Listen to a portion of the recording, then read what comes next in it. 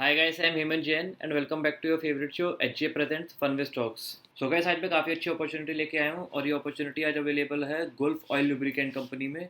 सो एक बार फिर से इसका टिकर का नाम ध्यान से देख लीजिए। It is Gulf oil LUB। Okay, because one time one of my friend make a mistake. मैंने कोई और टिकर बोला था, कोई और कंपनी का मैंने एनालिसिस की थी and by mistake he bought some else company. So एक बार ध्यान से आप देख लीजिए, ठीक है। सो आगे बढ़ते हैं। सिमिलर हम एनालिसिस करेंगे इसमें। सबसे पहले हम इसका बिजनेस देखेंगे, then financials and then technicals. और टेक्निकल्स में बहुत ही अच्छी अपॉर्चुनिटी अवेलेबल है। इसमें बहुत ज़्यादा अच्छी अपॉर्चुनिटी है ये, बहुत ज़्यादा अच्छी अपॉर्चुनिटी है ये। सो आगे बढ़ने से पहले ये मेरी तरफ से कोई भी बाय सेल की रिकमेंडेशन नहीं है, जस्ट एक एजुकेशनल वीडियो है कि क्यों ये बेटर अपॉर्चुनिटी है। इसके साथ साथ एंड तक बने रहे। मैं एक स्टॉक और डिस्कस करूंगा जिसमें बहुत ही अच्छी अपॉर्चुनिटी थी और हम उसे ऑलरेडी मिस कर चुके हैं, लेकिन इस अपॉर्चुनिटी को हमें मिस नहीं करना है। तो कंपनी के हम क्विकली अगर बिजनेस पे जाके देख, कंपनी बेसिकली काफ़ी ज़्यादा काम करती है लुब्रिकेंट्स रिलेटेड प्रोडक्ट्स में। तो कंपनी ऑटोमोटिव के बनाती है लुब्रिकेंट्स, इंडस्ट्रियल लुब्रिकेंट्स बनाती है, बैटरीज बनाती है एंड मरीन लुब्रिकेंट्स भी बनाती है। तो डिटेल में जाने की ज़्यादा ज़रूरत है नहीं। जो भी बेसिकली ऑयल डलते हैं ना कार में, डिफरेंट डिफरेंट ऑयल, तो लुब्रिकेंट्स उस टाइप के ऑयल्स ही होते हैं इनके। तो और बैटरीज में भी इनकी wide range of batteries available हैं। हम फिर भी प्रोडक्ट देखना चाहें तो देख सकते हैं एक बार। द न्यू एज गल्फ, हमें पता है ये काफ़ी ज़्यादा यूज़ होता है ये। Commercial vehicle sector, we have recently redeveloped high performance synthetic oils to meet latest specifications of this. Approval from number of की OEMs included but not limited to etcetera. तो कंपनी के अच्छे खासे क्लाइंट्स भी हैं, तो कंपनी का कोई इशू है नहीं, बिजनेस इसका डिसेंट है। तो एक बार देखते हैं इसके फाइनेंशियल्स की तरफ जाके देखते हैं। सबसे पहले कंपनी स्मॉल कैप कंपनी है, 3,670 करोड़ का इसका मार्केट कैप है। और कंपनी एक अच्छे पी पे अवेलेबल है, 18.3 के पी पे अवेलेबल है जस्ट। कंपनी के return on capital employed and return on equity both are absolutely commendable. मैं 25% से ऊपर अच्छा बोलता हूँ और ये दोनों ही क्लोज टू 25% मेंटेन्ड है। प्रोमोटर्स होल्डिंग 72% है, प्लेजिंग जीरो है, डेट सिर्फ 24% है। सी, मैं जीरो डेट प्रेफर करता हूँ, लेकिन चलता है थोड़ा बहुत डेट। अगर कंपनी की ग्रोथ अच्छी है तो 24 डेट इज़ ईजिली मैनेजेबल। तो एक बार आके देखते हैं। एक बार आप हल्का सा आप यहीं पे देखो, ये जो बहुत ज़्यादा वॉल्यूम है ना, ये जो बार है नीचे, ये वॉल्यूम को कर रहे हैं रिप्रेजेंट। तो ये वॉल्यूम अपने आप में बहुत कुछ कहती है, पर ठीक है, इसमें डिटेल में हम टेक्निकल एनालिसिस में देखेंगे। सेल्स में आते हैं, कंपनी ने कंसिस्टेंट ग्रोथ शो की है। 390 करोड़ से ग्रो होते हुए धीरे धीरे, बीच में थोड़ी सी कम हुई थी, पेंडेमिक का थोड़ा असर आया था कंपनी पे। और अब रिसेंटली कंपनी ने अपनी all time high sales show की है, विच इज़ 517 करोड़ की। और कंपनी ने अपना जो प्रॉफिट है, नेट प्रॉफिट, उसको भी कंसिस्टेंटली ग्रो किया है। और देखिए, कुछ एबनॉर्मल इनकम अदर इनकम से तो नहीं आ रही है। पहले 7 करोड़ थी, फिर 8 करोड़ हुई, फिर 9 करोड़ हुई। अदर इनकम थोड़ी सी बड़ी है बट इतनी ज़्यादा एबनॉर्मल नहीं है, तो ठीक है, इतना चलता है, 1-2 करोड़ टाइप्स का ऊपर नीचे। सो नेट प्रॉफिट अच्छे खासे ग्रो हुए हैं, नेट प्रॉफिट की फिगर्स ऑल टाइम हाई पे चल रही हैं। और अगर हम ईयरली लेवल पे सिमिलर फिगर्स को देखें तो कंपनी 900 करोड़ से ग्रो करती हुई 1700 करोड़ तक गई थी। रिसेंटली कम हुई है और हमें उसका रीज़न पता ही है, पेंडेमिक में ऑयल वगैरह भी काफ़ी कम बिके हैं इसके। नेट प्रॉफिट देखें तो वो भी 77 करोड़ से ग्रो करता हुआ 200 करोड़ तक आया है। फिगर्स ऑल टाइम हाई पे हैं, as we all know. Balance sheet अगर हम देखें तो बोरोइंग्स की कंपनी 215 करोड़ थी। बोरोइंग्स कंपनी के लगभग इतनी मेंटेन्ड है। मार्च 2020 में काफ़ी ज़्यादा हो गई थी और अब इन्होंने significant portion of that borrowing चुका दिया है, तो अब 210 करोड़ है। और अगर हम फिक्स्ड एसेट में आके देखें तो फिक्स्ड एसेट कंपनी के ग्रो किए हैं, यहाँ कुछ खास है नहीं। एक बार अदर एसेट्स में जाके देख लेते हैं। अरे बहुत अच्छी बात, कंपनी के पास जो कैश रखा हुआ है ना, कंपनी के पास 500 करोड़ तो कैश है और कंपनी के पास लोन है सिर्फ 210 करोड़। तो आप समझ रहे हो, कंपनी नेट डेट फ्री है। नेट डेट फ्री कंपनीज क्या होती है? नेट डेट फ्री कंपनीज वो होती हैं जिनके ऊपर जितना लोन होता है उससे ज़्यादा उनके पास कैश होता है। और डेट फ्री कंपनी वो होती है जिन पे लोन ही नहीं होता है। तो मैं तो यार इसको जीरो डेट ही मान के चलूंगा, तो कोई दिक्कत यहाँ से है नहीं। Cash flow from operations again काफ़ी अच्छी फिगर्स हैं। और प्रोमोटर्स होल्डिंग देखे तो कंसिस्टेंट इनफ मेंटेन्ड है, थोड़ी सी कम हुई है बट ठीक है, इतना फ़र्क नहीं पड़ता। FIS देखे, उनका भी कंसिस्टेंटली मेंटेन्ड है। सितंबर में कम हो गया था, फिर वापस उन्होंने बढ़ाया। DIS का भी ऑलमोस्ट मेंटेन्ड है, पब्लिक का भी ऑलमोस्ट मेंटेन्ड ही है। तो शेयर होल्डिंग पैटर्न की तरफ से कुछ खास चीज़ें हैं नहीं। अब क्विकली हम इसके टेक्निकल्स को देखते हैं। टेक्निकल्स में सबसे इम्पॉर्टेंट चीज़ जो मेरे को चार्ट खोलते ही दिखती है, जो आपको भी यहाँ पे दिखेगी, ये abnormal volume.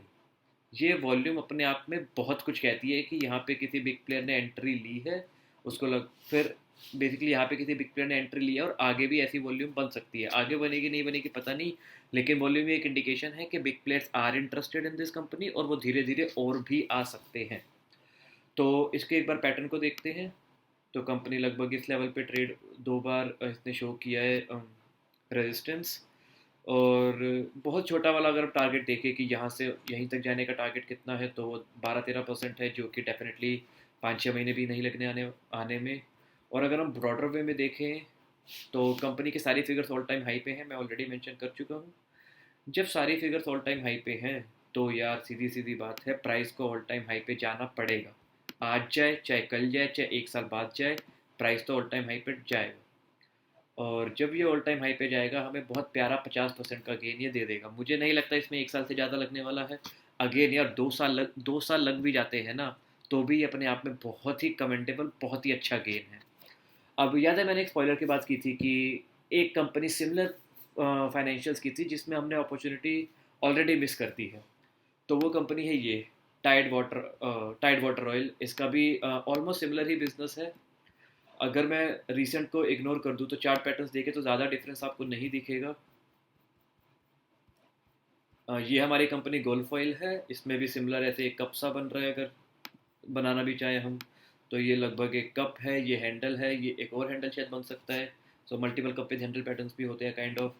Similar Tide Water में था यहाँ पे, ये बड़ा सा कप था, फिर ये हैंडल इसने बनने ही नहीं दिया। फिर बेसिकली इस तरीके से देखा जा सकता है कि ये बड़ा सा कप था और फिर ये हैंडल बना, और फिर एक और ये हैंडल बन के भाई साहब भाग गए ये ऊपर। कितनी ऊपर गए हैं आप देख लो। 4,000 के अराउंड ट्रेड हो रहा था, 4,000, 5,000, 12,000 के अराउंड तक गया था यहाँ पे। सी मैं ये नहीं कह रहा हूँ कि गुल्फ ऑयल में ऐसी यही अपॉर्चुनिटी है, मैं ऐसा बिल्कुल भी नहीं कह रहा हूँ। गुल्फ ऑयल का पी रेशियो 18 है, ऑल दो figures are at all time high, P ratio 30 चले जाएगा, 40 चले जाएगा, तो डबल की अपॉर्चुनिटी तो है ही बहुत ईजिली। और ठीक है, मैं एक साल 2 साल भी वेट कर सकता हूँ इस 50% गेन के लिए। टाइड वाटर में अच्छी अपॉर्चुनिटीज़ थी, जिन्होंने मिस कर दी कोई बात नहीं। अब टाइड वाटर में एंट्री लेने की कोई ज़रूरत नहीं है। अगर आपने एंट्री लिया तो आप बेच सकते हो। सिमिलर पैटर्न्स यहाँ पे आए थे, अचानक से काफ़ी ज़्यादा वॉल्यूम्स आई थी, जिन्होंने नोटिस कर लिया खरीद लिया, परफेक्ट। जिन्होंने टाइड वाटर पे नोटिस नहीं किया था, मैं गुल्फ ऑयल लेके आया हूँ, इसमें नोटिस कर लो, ऐसी ही वॉल्यूम आई है। आगे भी अचानक से कब ऐसी वॉल्यूम आ जाए, कब ये स्टॉक अपर सर्किट मारेगा, हमें पता भी नहीं चलेगा। तो बहुत ही सेक्सी, बहुत ही प्यारी, बहुत ही अच्छी अपॉर्चुनिटी है ये, and I believe we should grab this opportunity. So with this thing I just want to mention one thing. So basically one of my subscriber comment की आपकी जो बंसाली की मैंने वीडियो बनाई थी पॉलीमर्स की, he invested 1 lakh rupees and he made 9,000 profit. Congratulation bro, commendable returns. यार मैं ये मेंशन करना चाहता हूँ कि आपने 1 लाख रुपीज़ इन्वेस्ट तो किए उसमें, बट क्या आपका कैपिटल उसके अकॉर्डिंग 1 करोड़ का था?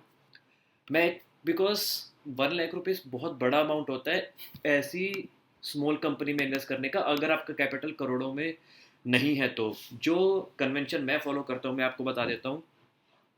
एक एग्जांपल के फॉर्म में लेते हैं। अगर मेरा कैपिटल, जो भी अमाउंट मैंने इक्विटीज़ को असाइन कर रखा है, अगर वो 10 करोड़ है, अगर मेरा कैपिटल 10 करोड़, सॉरी करोड़ नहीं, जो भी अमाउंट अगर मैंने इक्विटीज़ को असाइन कर रखा है, अगर वो अमाउंट 10 लाख है, तो मैं स्मॉल कैप में जिनका वैल्यूएशन लगभग 5,000 करोड़ से कम होती है, उनमें 1% से ज़्यादा नहीं डालूंगा। अगर बहुत ही ज़्यादा अच्छी अपॉर्चुनिटी है तो 2% भी नहीं, तो मैं 1.25% तक चले जाऊँगा, 1.25% तक, वरना 1% से ज़्यादा नहीं। सो फॉर एग्जाम्पल अगर मेरे पास 10 लाख हैं, तो मैं एक स्मॉल कैप कंपनी में like this at a particular time 1% से ज़्यादा नहीं डालूंगा। अगर कंपनी मिड कैप है और बहुत अच्छी अपॉर्चुनिटी है तो 2 to 2.5% तक जाया जा सकता है। और अगर कंपनी लार्ज कैप है तो डिपेंडिंग ऑन योर चॉइस 1% से लेके 3, 4, 5% तक भी जाया जा सकता है। तो यार एक इफेक्टिव मैनेज करने की ज़रूरत है। Most of the traders, most of the investors are also, they also lose their money, because वो बहुत ज़्यादा पैसा एक स्टॉक में डाल देते हैं। ऐसा नहीं करना होता है। इमेजिन, मतलब आई डोंट नो कि उन पर्सन का कितना कैपिटल है जिन्होंने 1 लाख रुपए डाले थे बंसाली में, बट अगर आपका कैपिटल 5 लाख 10 लाख के अराउंड है तो प्रॉफिट कमा लिया, अब थोड़ा सा एग्जिट करो और 1-2% के अराउंड लाओ। मेरा कैपिटल जैसे 10 लाख है, मैं इक्विटीज़ का आपको बता रहा हूँ, मैं इक्विटीज़ को मैंने 10 लाख असाइन किया हुआ है, और डिसेंट इनफ अमाउंट मैंने फ्यूचर्स एंड ऑप्शंस को भी असाइन किया हुआ है। तो मैं इक्विटीज़ में इस कंपनी में मैं 10,000 से ज़्यादा नहीं डालूंगा अभी। और गिरेगा और अपॉर्चुनिटी आएगी, कैपिटल मेरा बढ़ेगा तो और डालूंगा, वरना नहीं। और लार्ज कैप में अगर बहुत अच्छी अपॉर्चुनिटी है तो मैं 35,000 30,000 तक डाल देता हूँ। मिड कैप में भी मैं 10,000 15,000 के अराउंड ही डालता हूँ एट अ पर्टिकुलर टाइम। यार अपॉर्चुनिटीज़ की कमी नहीं है मार्केट में, at the same time traps की भी कमी नहीं है। हमें अपने आप को सेफ रखना है, हमें दोनों तरफ की तैयारी करनी है। अगर मार्केट गिर गई तो और स्टॉक्स खरीदने के लिए हमारे पास इनफ पैसे होने चाहिए। अगर मार्केट बढ़ गई, अगर हमारा खरीदा हुआ शेयर बहुत ज़्यादा बढ़ गया तो उसको बेचना भी ज़रूरी है। तो वो तो बेच ही देंगे, उसको वो हमारे पोर्टफोलियो में होना चाहिए। तो मैं यही मेंशन करना चाहता हूँ कि एक स्टॉक में बहुत ज़्यादा अमाउंट मत डाला करो। मैंने आपको कन्वेंशन बता दिया, स्मॉल कैप है तो 1 to 1.25%, मिड कैप है तो 2 to 2.5% depending on your choice, और अगर लार्ज कैप है तो मैक्सिमम 5%। 5% से ज़्यादा तो मतलब ही नहीं बनता, बिल्कुल भी मतलब नहीं बनता, कोई सेंस नहीं बनता। बहुत बुरा लॉस हो जाएगा कभी। और बेसिकली होता क्या है ना यार, अगर मेरा एक कंपनी में मैंने थोड़ा बहुत पैसा लगाया हुआ है ना, तो कंपनी अगर प्राइस फॉल भी हो गया ना, मेरे को डर नहीं लगेगा। आई वॉज लाइक मैंने फाइनेंशियल स्टडी की है, मैंने टेक्निकल स्टडी की है, मैंने कंपनी का बिजनेस स्टडी किया है, मैं क्यों डरूं? मेरे पास डरने का कोई रीज़न ही नहीं है।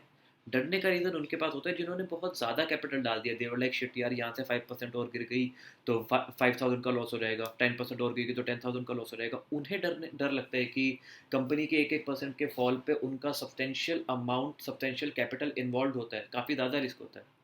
लेकिन मैं ऐसी लिटरली 100 अपॉर्चुनिटीज़ ले आऊँगा और मैं हर अपॉर्चुनिटी में 1-1% डाल दूंगा, तो बहुत अच्छा रिटर्न मिल जाएगा। उसको ओवर डाइवर्सिफाई नहीं कहते। ओवर डाइवर्सिफाई होते हैं कि तुम सारे स्टॉक को एट अ टाइम खरीद लो। ओवर डाइवर्सिफाई वो नहीं होता अगर तुम हर एक स्टॉक को तब खरीदो जब वो गिरे हुए हो। नेक्स्ट वीडियो में मैं आपको अपना पोर्टफोलियो दिखाऊंगा सिर्फ इक्विटीज़ का, कि मेरे सारे स्टॉक्स कितने ग्रीन में है, कितने परसेंट रेड में है, और कितना बेसिकली परसेंटेज वाइज कितना प्रॉफिट हो रहा है उन स्टॉक्स में, जिससे आपको एक आइडिया लग जाएगा कि करेक्ट टाइम पे एंट्री करने की क्या वैल्यू होती है। ठीक है गाइस, तो that's it from my side. अगर आपको वीडियो अच्छी लगी तो डेफिनेटली लाइक करें, और अगर आप कमेंट में thank you for this video लिखेंगे तो मुझे जेन्युइनली दिल से बहुत अच्छा लगेगा। आपने अगर अभी तक चैनल को सब्सक्राइब नहीं किया है तो सब्सक्राइब कर दें, ऐसी बहुत सारी वीडियोज़ आने वाली है। Thank you guys, take care and stay safe.